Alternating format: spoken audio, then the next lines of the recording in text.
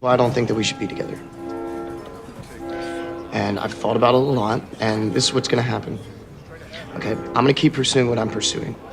And because I'm doing that, it's gonna take up more and more of my time, and I'm not gonna be able to spend as much time with you. And even when I do spend time with you, I'm gonna be thinking about drumming. And I'm gonna be thinking about jazz music and my charts and all that. And because of that, you're gonna start to resent me. And you're gonna tell me to ease up on the drumming, spend more time with you because you're not feeling important. And I'm not gonna be able to do that. And really, I'm just gonna start to resent you for even asking me to stop drumming. And we're just gonna start to hate each other because I wanna be great. And you're not. I wanna be one of the greats. And I would stop you from doing that. Yeah. You know I would stop you from doing that. You know that for a fact. Yes. And I'd barely see you anyway. Yeah. And when I did see you, you treat me like shit because I'm just some girl who doesn't know what she wants. And you have a path, and you're going to be great, and I'm going to be forgotten. And therefore, you won't be able to give me the time of day because you have bigger things to pursue. That's exactly my point. What the fuck is wrong with you? Your dreams, they're just fucking dreams. Do you understand me? Yes! Do you understand me? Yes! Say it, I want to hear you say it. My dreams are just dreams! Say it again. My dreams are just dreams! Say it again. My dreams are just dreams! Yeah, it's crazy to sometimes think like, what can happen if we decide, I'm going to see what happens when I decide that I am qualified. What happens when I decide for myself that I'm going to do something different? You know, one thing, Jocko Willink was in here last week, and one thing that's really been pressing with me that we discussed is staying motivated. And I have been finding myself more motivated, even when I do not feel like doing something, just to do it. That my brain doesn't dictate how. My brain does not get to choose. My brain can feel a certain way, but it's not going to choose how I behave all the time. I just can't let it do it anymore. I really like you. I wouldn't tell anyone. I know. Okay. So no one will know. Daniel, I feel really drunk. I should just go home. Wait, are you joking? No, I'm sorry. Sorry for what? Who the fuck do you think you are? What? Well, this is literally the second time you've done this to me. So if we're not gonna fuck, then what are we doing?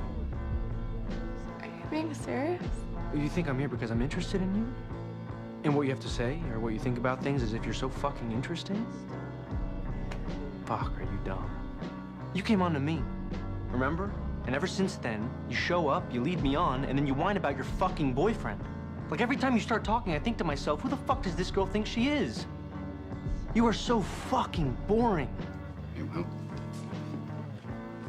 I don't know a lot. You see this? All this shit.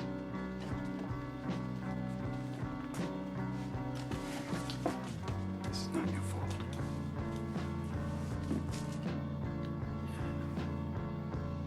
Look at me, son.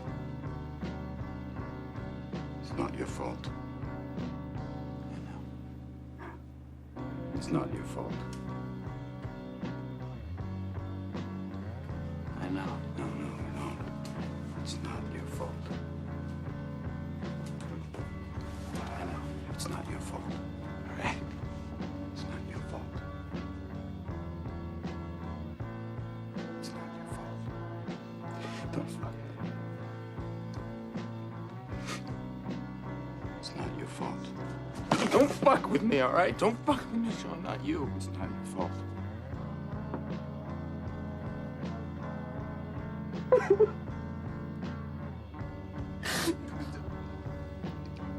It's not your fault.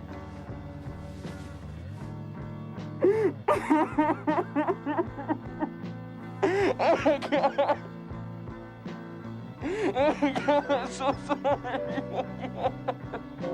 schedule everything that I'm going to do during the week.